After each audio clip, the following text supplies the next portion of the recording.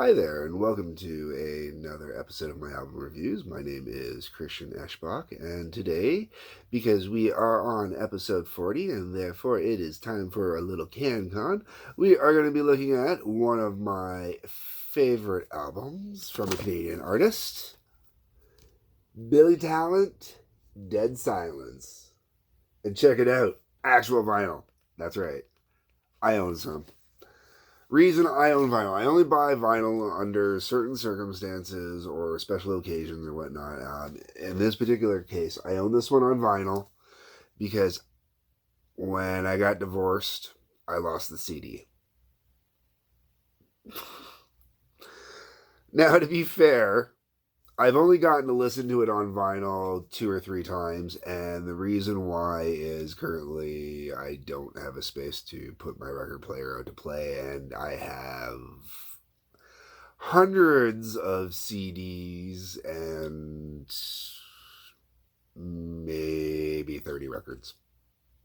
So, anyways, this particular one I own on vinyl because I had already made a digital copy of it, so I can still listen on my MP3 player. And while I don't get to listen to it over my stereo system as often as I might like to, when I do, I get to hear vinyl. Okay, so all joking aside, because all joking aside, let's get into the album. All right, Dead Silence. Like I said, one of my favorite Canadian artist albums. One of my favorite albums, really. I absolutely love this album. Uh, I've had debates with people over if this is a better album or if 3 is a better album. It comes down to personal opinion, I really think. But anyways, let's get into this album because I really do love this album. Okay, so the album opens up with Lonely Road to Absolution. Now, this is just kind of a nice little intro ditty almost. It's beautifully done. It's got these wonderful vocal harmonics and whatnot going into it. But it's kind of like if you're watching a movie, it'd almost be like the opening credit music to a movie, but it's kind of short and compacted. Like if you were watching the opening credits to, some Wild West show or something like that was released in the 90s or something, something simple. Sets the mood. But it's really interesting because they follow that up immediately with Viking Death March. I love Viking Death March. Viking Death March is basically very much anti-capitalism the way that it's currently practiced in the US, and it's slipping into Canada as well. Which is to say that, the rich just keep getting richer and, basically they're just using us for their amusement.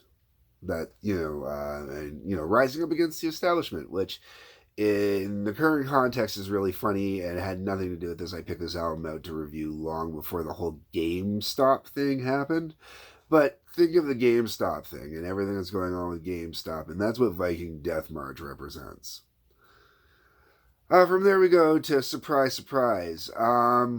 Great tune. Like it's got high energy. It's just surprise, surprise, surprise, surprise. You're much better looking when you're in disguise. Surprise, surprise. And it's just the one thing I love about the lyrics is there is meaning with their lyrics. Like there is always something in those lyrics that they mean something. They're not necessarily so going say social justice warrior. I don't want to do that because that's the wrong idea. It's talking about the plight of the people, talking about the plight of teenagers, talking about the pain, the anguish. It's true, it's honest, it's in your face and it's gritty and it's telling you, here is how the world really is. We need to fix the world. The world is just too fucking dark, all these people, we're losing all these people, and surprise, surprise kind of, is that attack on people who have that false face, right? Running Across the Tracks is a great song to listen to. I love singing in the choruses and whatnot. Overall, it's a great song when the album's playing, not one that I listen to on its own. Now this is really cool. Like I said, I had it on CD first, so for me, these songs I'll just play in order. I love this. This is a double vinyl. Okay, this is cool. I mean, the fact that I had to get a Billy Talent album and it's a double vinyl album. Okay, I just love that. And so we got a side A, a side B, a side C, and a side D. So I actually get to break it down this way. That's really cool. And for that reason, it is really, really good because when you get to side B kicks off with Love Was Still Around. Now, Love Was Still Around starts off really harsh and brash, and I mean really harsh and brash. It makes sense in the context of the song, but you have to get through the harsh and brash part first to get to this one of my absolute favorite songs. Like I love the harsh and brash it adds to it, but probably like I think Viking Death March and Love Was Still Around are my two favorite songs on this album. And Love Was Still Around is just so gripping and horrifying. And once again, it's telling that story of those people that are just getting lost and they're lashing out because they just don't know what else to do. You know what I'm saying? Um, but musically, it's just got this great variety of music to it, and the way it works, it really tells a story.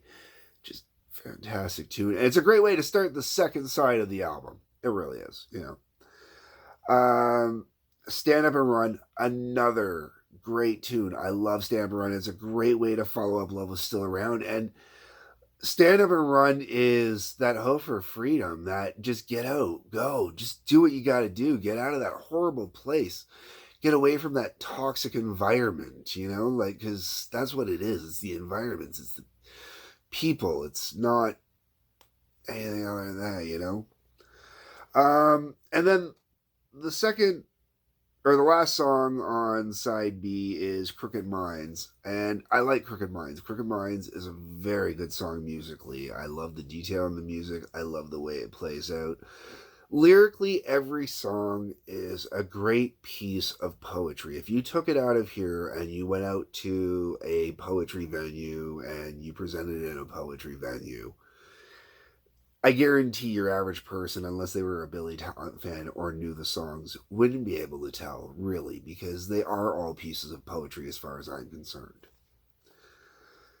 And you ask, well, how do you get to say that they're poetry? Well, I used to run a poetry event for a year, and I don't claim to know a shit ton about poetry, but I've been around enough poetry to say I know what would be performed at a poetry event, and this stuff would definitely be performed at poetry events. And Crooked Minds just kind of goes with that. Now we go on to the next album, Side C, starting Man Alive. Once again, kicking off an album beautifully, kicking off the side beautifully, high intensity.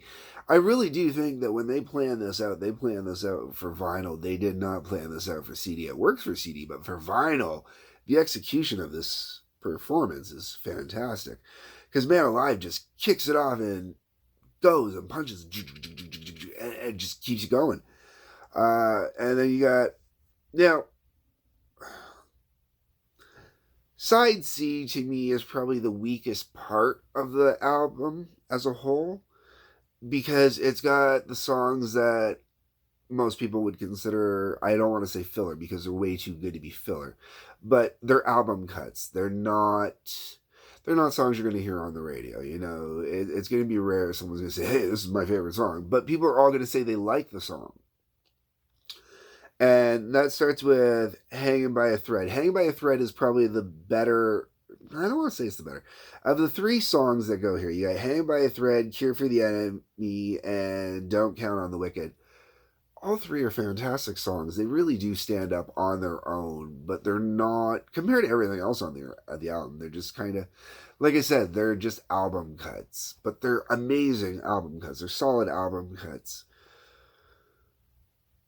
But you know, everybody out of those three songs, someone would tell you a different song they think is the strongest song. I can't decide between Hanging by a Thread or Don't Count on the Wicked. But if you just hear, you know, the song titles, Hanging by a Thread, that gives you a really good idea of what the song's about. Cure for the Enemy gives you a really good idea of what the song's about. Don't Count on the Wicked gives you a really good idea of what the songs are about. but the music behind them, it's always the music with this band. The instrumentation on this band, the music, the skill, everything behind this band is fantastic. These guys are so beautifully understood in at least the music community or in Canadian music, and I hate to harp on the Canadian music part because I don't think they get the US recognition they deserve, but I do know that they get more global recognition. But to give you an idea of the type of respect this band deserves, Rush, when they did the special 40th anniversary edition remaster of 2112, they went out and they asked a bunch of musicians to cover very specific songs, okay? Now, not every group of musicians are well known to me, but I did know quite a few of them, and depending on which ones they are and what your personal preferences are, they were all perfectly done. But they asked Billy Talent to do the Passage to Bangkok. Oh my God, it was so perfectly done. I will gush about that because eventually I will get to Rush, and eventually I will specifically be reviewing that album for obvious reasons. But that is how talented this band is. They covered Rush. Now, take in mind that if I remember correctly, this is a 4-piece band. That means that, and just to clear up, the vocalist is the only one who does not play an instrument that I am aware of, and he just sings. So, realistically, instrumentally, 3 guys replicated what 3 guys did. If you know what I'm saying. If you're a music fan, you know what I'm saying, okay? So anyways, I want to get back to this album here. I was trying to hope that I'd find a real quick picture of the band just so I could confirm something, but I don't have a... Yeah, okay, so here we go. Picture of... So what I was saying. 4 guys, okay? That's it. That's the band right there. Okay? Those 4 guys perfectly, I mean, perfect is subjective, we'll say, but perfectly replicated Rush's Passage to Bangkok. Think about that. And one of the guys is just the vocalist. Think about that. Think about it, okay? That tells you how talented these guys are, okay? I cannot describe this enough to you. Okay, so we're going to move on. Side D, or D-side, sorry. 3 songs. Show Me the Way, Swallowed Up by the Ocean, Dead Silence. Perfect ending to this album. Show Me the Way is a fantastic song. I find it almost uplifting and invigorating. For Billy Talent, actually, it's very surprisingly uplifting and invigorating almost. There's times I forget, actually, that it's them, and I sometimes mix it up and think it's another band. Which is great. You want to hear that from a band. And I just keep wanting to cut to the next song. And then you get to the next song, which is Swallowed Up by the Ocean. I love this song. Now, Viking Death March and Love Is Still Around, first 2 songs. I'm not sure. Probably Viking Death March is probably my favorite of those 2. Love Is Still Around, probably second. Swallowed Up by the Ocean is third. And it could easily go over top of any of those. There are times where I have, honestly, like if I got the MP3 player going, I'm out riding my bike, I skip the songs, certain songs to get to other ones. And I will skip sometimes, one of the other 2 to get to Swallowed Up by the Ocean just because I really want to hear the song. And it just... The vocals on it are fantastic. The way that they're done. The production on this album. Oh my God. The album is produced by Ian D'Sa. And if I remember correctly, I believe Ian D'Sa is the guitarist. I'll double check on that one. But the dude knows what he's doing. He knows... Yeah. Guitars and vocals is Ian D'Sa. That dude right there. Okay? That dude right there. He produced this album. And he knows what he's doing. He absolutely does. I mean, I've never produced an honest to goodness album. I've produced a lot of demos in my home recordings and stuff like that, and I've produced, you know, a lot of, when I was playing in a band regularly, I produced a lot of our songs that way. But I would never consider myself a producer. And listening to this album, though, with knowledge I have, and listening to this album, what he did and what I've done in the past and stuff like that, this guy is brilliant. He is fantastic. He knows how to make this band sound perfect. And yet they grow with every album. This band has grown, absolutely, without a doubt has grown, and the growth is amazing, and as they mature, it's beautiful to listen to. And then the album finally finishes out with Dead Silence. Great, great song to finish up the album with. Swallowed Up by the Ocean is a masterpiece of a song, but I wouldn't want to finish up the album with Swallowed Up by the Ocean. As much as I always say that you have to have a solid, great ending track, Swallowed Up by the Ocean would not be the right track to finish up this album, and neither would be Viking Death March or Love Was Still Around. None of those are songs to finish this album. However, the album's title track, Dead Silence, perfect way to finish out this album. There is no other song on this album that can finish out this album better, and it is the perfect way to wrap up the entire album.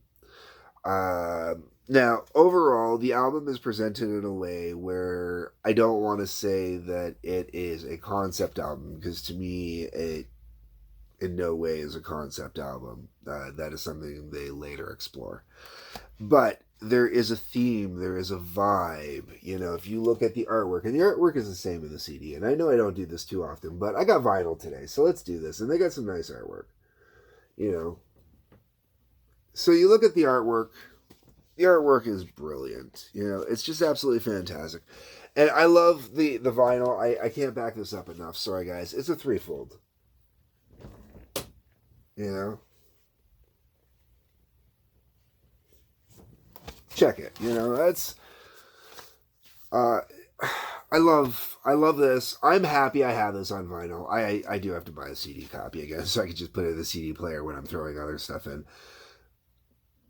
You have to pick up this album. You cannot be a real music lover without having this album. And if you heard early Billy Talent albums and you were put off because there's a lot of screaming and stuff like that in Billy Talent, especially in the early days, this album does not have that screaming. Like, there is some in here, for example, that does specifically happen on Love Was Still Around. But this album is fantastic. It is brilliant. It is an album that you need to explore. It's a must. To me, it is a must, especially if you are a musician or you are an aspiring musician. This should be required learning for musicians. You know, it should be put on there, especially if you're Canadian. If you are a Canadian and you don't learn at least one song off of here, you're failing yourself as a musician. Anyways, till next time, love you all. Peace. Take care. And, you know, hit the subscribe for notifications, leave a comment. You know, go on. Take care.